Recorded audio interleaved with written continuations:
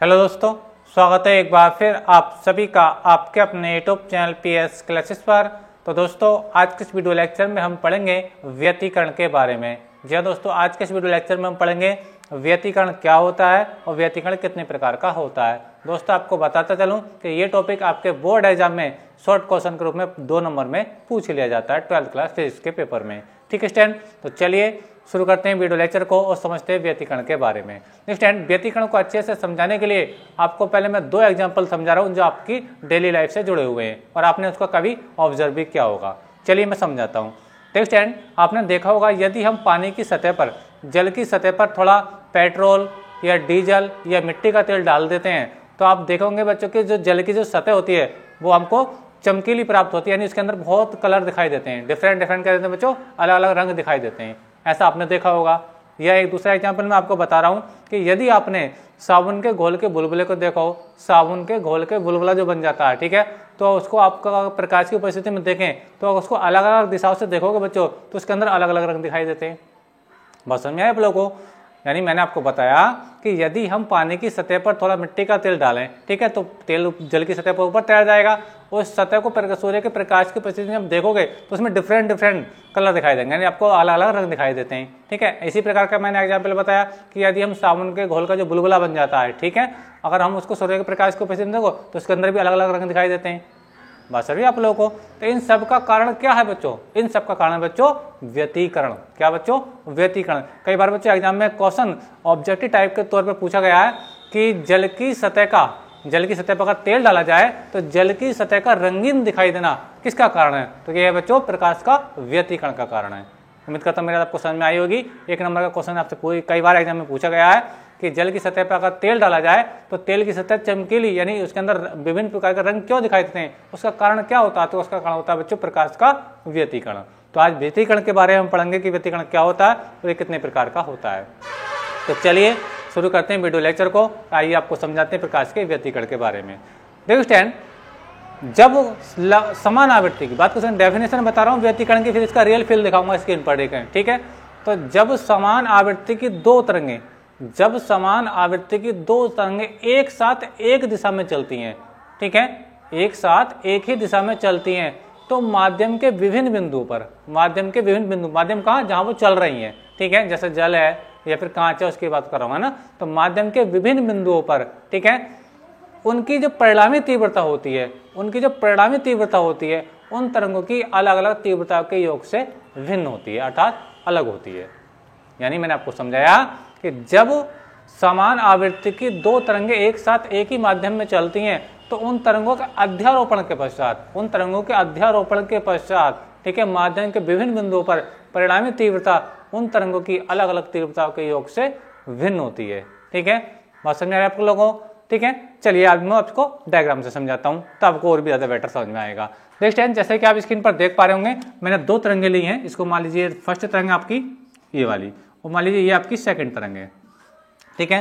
तो स्टैंड आप देख पा रहे होंगे दोनों तरंगें कहाँ चल रही है? तो इसी दोनों देखो एरो के चिन्ह से आपको पता चल रहा होगा कि दोनों तरंगें किधर चल रही है? तो इधर चल रही हैं। बात समझ में आप लोगों को? ठीक है, अच्छा।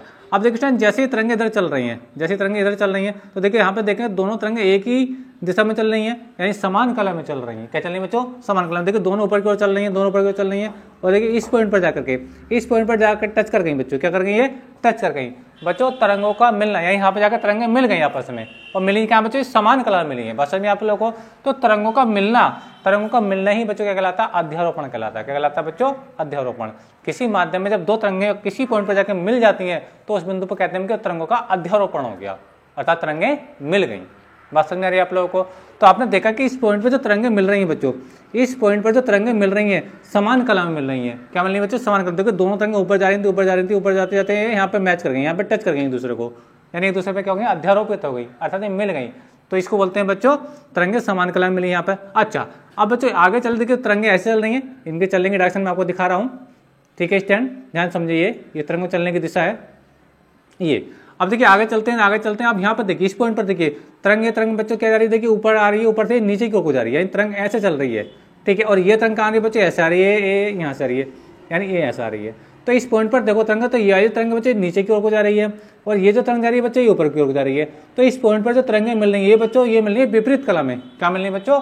विपरीत कला मिल रही है, क्योंकि ये मिल तो रही है लेकिन ये तरंग नीचे की ओर को जा रही है और ये तरंग ऊपर की ओर जा रही है, यानी एक दूसरे क्या ये अपोजिट काम कर रही है, यानी अपोजिट चल रही है। बात समझ में आ रही है आपको? तरंगे मिल बेशक जरूर रही हैं लेकिन यहाँ तरंगे क्या विपरीत दिशा में एक दूसरे क्या है विपरीत हैं, ठीक है। जबकि यहाँ पे जो तरंगे मिल रही हैं ये समान कला में बच्चे क्या है समान कला में, दोनों तरंगे ऊपर ही जाते जाते ऊपर ही मिल गई, तो ये कहलाता है आपको बच्चों समान कला में तरंगे मिलना। अच्छा इस पॉइंट पर देखो ये तरंग नीचे की ओर को जा रही है और ये तरंग क्या जा रही है बच्चे ऊपर की ओर को जा रही है, तो तरंगे यहाँ पर मिल रही है। तो इस पॉइंट पर जो अध्यारोपण हुआ है तो इस पॉइंट पर जो तरंगे बच्चे एक दूसरे के विपरीत कला में है, क्या बच्चों? विपरीत कला में, ठीक है। तो जब दो तरंगे समान कला में मिलती हैं बच्चे, क्या समान कला में मिलती हैं, तो इन तरंगों पे जो परिणामी तीव्रता आती है, सॉरी इस पॉइंट पर जो परिणामी तीव्रता आती है, ठीक है, यानी यहाँ पे जो तीव्रता आती है वो मैक्सिमम आती है, कहती है बच्चों मैक्सिमम आती है। और जो इस पॉइंट पर जो तीव्रता आएगी जहाँ तरंगे मिली है, बात समझ आ रही है, इन तरंगों की जो परिणामी तीव्रता आएगी इस पॉइंट पर, यानी इसको मैं आई मिनिमम कहूंगा, कहूँगा बच्चों आई मिनिमम कहूंगा। यानी कहने का मतलब मेरा ये है कि जब दो तरंगे किसी माध्यम में समान कला में मिलती हैं तो उन बिंदुओं पर जो तीव्रता होती है वो अधिकतम होती है, यानी मैक्सिमम होती है। और जिन बिंदुओं पर तरंगे क्या बोलती है बच्चों?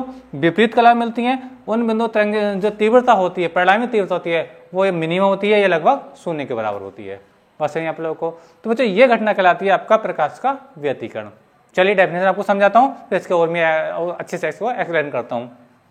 मैंने बताया जब समान आवृत्ति के दो तरंगे, जब समान आवृत्ति के दो तरंगे एक साथ एक दिशा में चलती हैं, एक साथ चल रही है देखो और एक दिशा में चल रही है, यानी दोनों की डायरेक्शन चलने की इधर को ही है, ठीक है, एक साथ एक दिशा में चलती हैं, तो उनके अध्यारोपण मैंने बताया तरंगों का मिलना, ठीक है। अध्यारोपण के फलस्वरूप माध्यम के विभिन्न बिंदुओं पर परिणामी तीव्रता उनकी अलग अलग तीव्रताओं के योग से भिन्न होती है। बात समझ में आपको? यानी योग से भिन्न होने का मतलब क्या? मान लीजिए इसकी तीव्रता 5 है, यानी पहले वाली जो तरंग की तीव्रता वो 5 है, मान लीजिए जो दूसरी तरंग है इसकी तीव्रता मान लीजिए हम स्टार्टिंग में लेकर चल रहे हैं मान लीजिए 4 है, तो परिणामी तीव्रता कितनी होनी चाहिए? 9 होनी चाहिए। कितनी होनी चाहिए बच्चे? 9 होनी चाहिए। लेकिन यहाँ पे जो परिणामी जहाँ तरंगे मिल जाती हैं तो ये 9 एग्जैक्ट वैल्यू 9 नहीं आकर के 9 से ज्यादा आती है, एग्जैक्ट वैल्यू जो आती है बच्चों 9 ना आकर के 9 से ज्यादा आती है। उम्मीद करता हूँ मेरी बात आपको समझ में आ रही होगी। एक बार मैं फिर से रिपीट कर रहा हूँ, मैंने पहली तरंग की तीव्रता मानी 5, दूसरी तरंग की तीव्रता मानी मैंने 4, तो परिणामी तीव्रता कितनी हो गई? 9 हो गई। लेकिन जब बिंदु समान कला में मिलती हैं बच्चों तो इनकी परिणामी तीव्रता देखते हो 9 के इक्वल नहीं आती, 9 से और भी ज्यादा आती है। 9 से क्या आती है बच्चों?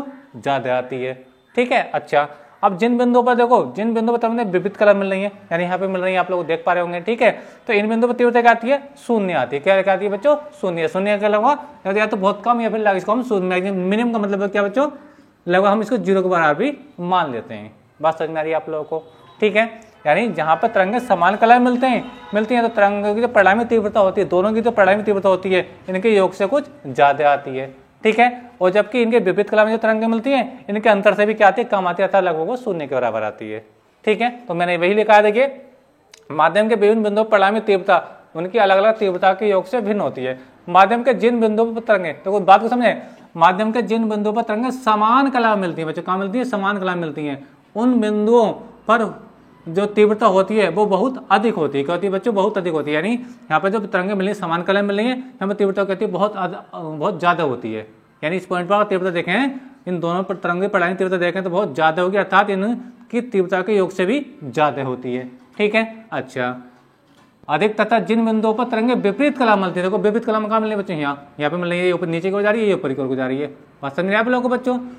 तो विपरीत कला में मिलती है तो उन बिंदुओं पर तीव्रता क्या होती है? लगभग शून्य होती है। लगभग क्या होती है? मिनिमम का मतलब लगभग शून्य के बराबर होती है। यानी तरंगे समान कला में होंगी तो तीव्रता मैक्सिमम होगी, ठीक है। और जब तरंगे विपरीत कला में मिलेंगी तो जो तीव्रता होगी परिणामी तीव्रता लगभग शून्य के बराबर होती है, ठीक है, कला में मिलती हैं। तो उन बिंदुओं पर तीव्रता का लगभग शून्य होती है। और यह घटना क्या कहलाती है बच्चों? व्यतिकरण कहलाती है। यह घटना कहलाती है बच्चों व्यतिकरण कहलाती है। उम्मीद करता हूँ कि यहाँ तक मेरी बात आपको समझ में आई होगी। बस बात समझनी है कि दो तरंगें दोनों एक माध्यम में चल रही हैं और वो समान कला में मिल रही हैं तो परिणामी तीव्रता जो होती है इन तरंगों की अलग अलग तीव्रता के योग से ज्यादा होती है। और जब तरंगें विपरीत कला में मिलती हैं तो इन तरंगों की जो परिणामी तीव्रता होती है दोनों की वो लगभग क्या होती है? शून्य के बराबर होती है। और ये घटना क्या कहलाती है बच्चों? व्यतिकरण कहलाती है। उम्मीद करता हूँ यहाँ तक मेरी बात आपको अच्छे समझ में आ गई होगी, ठीक है। अच्छा अब बच्चों व्यतिकरण जो होता है दो प्रकार का होता है। क्या होता है बच्चों? व्यतिकरण दो प्रकार का होता है। कौन कौन सा? नंबर 1 होता है बच्चों संपोषी व्यतिकरण। क्या होता है बच्चों? नंबर 1 संपोषी व्यतिकरण और दूसरा होता है बच्चों विनाशी व्यतिकरण। विनाशी व्यतिकरण क्या होता है? संपोषी व्यतिकरण क्या होता है उसको समझो पहले, ठीक है। संपोषी व्यतिकरण क्या होता है? देखिए संपोषी व्यतिकरण का मतलब होता है जिन दो बिंदुओं पर तरंगें, जब दो बिंदुओं पर तरंगें समान कला में मिलती हैं, यानी जब दो तरंगें, यानी जैसे कि तरंगें चल रही हैं आप देख पा रहे होंगे, तो इस पॉइंट पर तरंगें क्या मिल रही है? समान कला में मिल रही है। क्या मिल रही है बच्चों? समान कला में मिल रही है। तो इन बिंदुओं पर हुए व्यतिकरण को, इन बिंदुओं पर, इस बिंदु पर हुए व्यतिकरण कहते हैं बच्चों संपोषी व्यतिकरण कहते हैं। और संपोषी व्यतिकरण कब होता है? जब तीव्रता अधिकतम होती है। और तीव्रता अधिकतम कब होती है? जब तरंगें समान कला में मिलती हैं। तो देखिए यही मैंने बात लिखी है, जिन बिंदुओं पर तरंगें समान कला में मिलती हैं, समान कला में मिलती हैं, उन बिंदुओं पर हुए व्यतिकरण को क्या कहते हैं बच्चों? संपोषी हुए व्यतिकरण को, मैं इसको आगे लिख देता हूं, उन बिंदुओं पर हुए व्यतिकरण को संपोषी व्यतिकरण कहते हैं। क्या कहते हैं बच्चों? संपोषी व्यतिकरण कहते हैं। उम्मीद करता हूं मेरी बात आपको समझ में आई होगी। व्यतिकरण को संपोषी व्यतिकरण कहते हैं, व्यतिकरण कहते हैं, समझे। देखिए मैंने क्या कहा कि जब दो तरंगें समान कला में मिलती हैं, बच्चों क्या मिलती है? समान कला में मिलती हैं, तो उन बिंदुओं पर हुए व्यतिकरण को संपोषी व्यतिकरण कहते हैं। और संपोषी व्यतिकरण में क्या होता है बच्चों? तीव्रता जो होती है मैक्सिमम, तो जो परिणामी तीव्रता होती है बहुत मैक्सिमम होती है, अर्थात अधिकतम होती है, ठीक है। अच्छा बात आता है दूसरा विनाशी व्यतिकरण क्या होता है। देखिए विनाशी व्यतिकरण के लिए बात क्या है? जिन बिंदुओं पर तरंगें विपरीत कला मिलती हैं, जिन बिंदुओं पर तरंगें विपरीत कला में मिलती हैं, जैसे कि यहाँ पे मैंने आपको बताया, ठीक है, उन बिंदुओं पर हुए व्यतिकरण को क्या कहते हैं बच्चों? विनाशी व्यतिकरण कहते हैं। कहते हैं बच्चों विनाशी व्यतिकरण कहते हैं। यानी जिन बिंदुओं पर तरंगें विपरीत कला मिलती हैं, उन बिंदुओं पर हुए व्यतिकरण को कहते हैं बच्चों विनाशी व्यतिकरण कहते हैं। और विनाशी व्यतिकरण में तीव्रता क्या होती है? वो क्या होती है? लगभग शून्य के बराबर होती है। उम्मीद करता हूँ मेरी बात आपको समझ में से अच्छे से आ गई होगी, बात समझ में आप लोगों को, ठीक है। यानी कहने का मतलब ये है, मैं एक एग्जाम्पल देकर समझाऊँ, देखिए ध्यान समझे। देखिए संपोषी और विनाशी का मतलब ध्यान से समझे। मान लीजिए दो बंदे हैं बच्चों, एक बच्चों ये है, ये कोई बंदा है, और एक सेकंड ये कोई बंदी है। क्या बच्चों? ये कोई बंदी है, ठीक है। मान लीजिए ये हस्बैंड वाइफ हैं दोनों। क्या बच्चों? ये हस्बैंड वाइफ हैं, ठीक है। अच्छा ये हस्बैंड और ये वाइफ, ठीक है। अच्छा देख स्टैंड, अगर इन दोनों में अंडरस्टैंडिंग इतनी अच्छी है कि एक दूसरे की भावनाओं को समझते हैं, एक दूसरे की भावनाओं को समझते हैं, जैसा ये कहते हैं वैसा ये मान लेती हैं, जैसा ये कहती हैं वैसा ये मान लेते हैं, तो यानी इनके परिवार का जो पोषण होगा अच्छे से होगा। कैसे होगा? अच्छे से होगा। दिन ब दिन ये तरक्की करेंगे, इनका परिवार अच्छे से तरक्की करेगा, क्योंकि ये दोनों समान कला में एक दूसरे की बात मानते हैं। बात समझिए आप लोगों को, ठीक है।